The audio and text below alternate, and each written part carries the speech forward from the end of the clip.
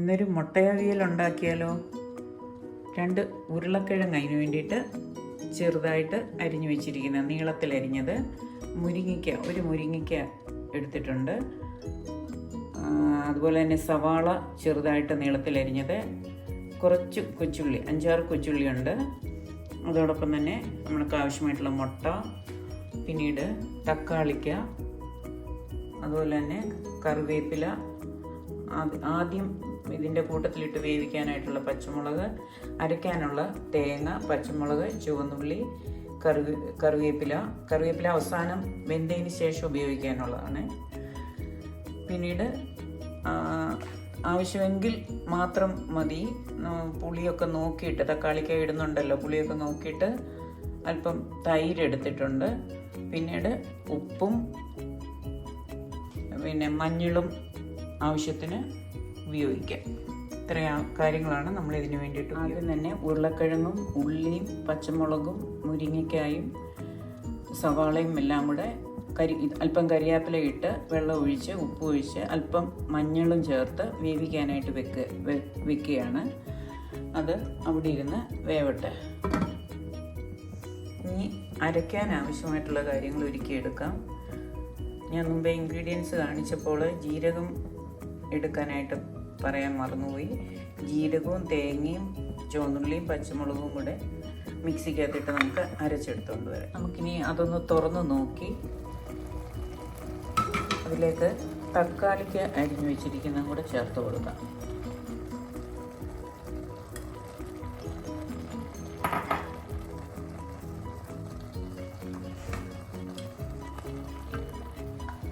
അരച്ചെടുത്തുകൊണ്ട് വന്നതാണ് നമ്മൾ അതിന് ചേർക്കുകയാണ്.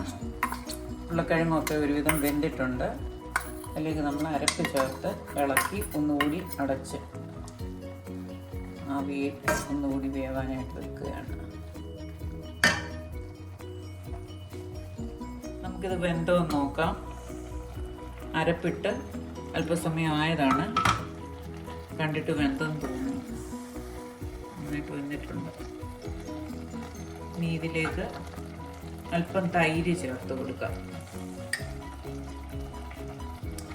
മുമ്പേ നോക്കിയിരുന്നു, അല്പം കൂടെ പുളി വേണമെന്ന് തോന്നുന്നു.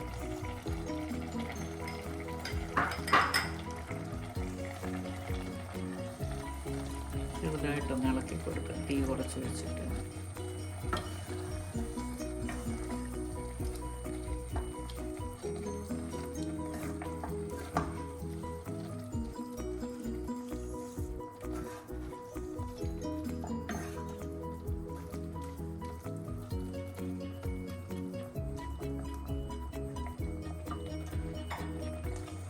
ഈ മുട്ടയും കൂടെ ചേർത്ത് അടച്ചെടുക്കാം. അടുത്തേക്ക്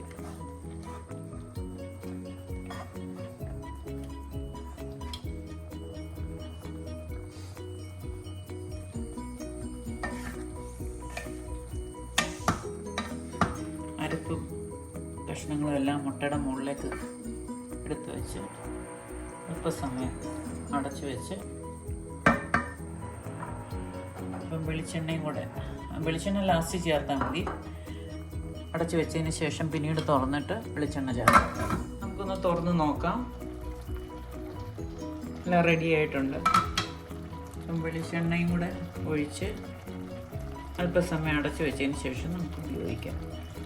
അങ്ങനെ മുട്ട അവിയൽ റെഡി. പച്ച വെളിച്ചെണ്ണയാണ്. അവിയലിന് സ്വാദ് കൂട്ടാനത് വളരെയധികം സഹായിക്കും. ബാക്കിയുള്ള കറിവേപ്പില അതിൻ്റെ മുകളിലേക്ക് ഇട്ട്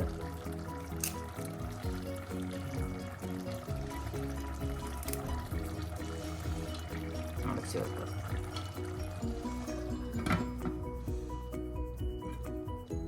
അങ്ങനെ മുട്ട അവിയൽ റെഡി ആയിട്ടുണ്ട്.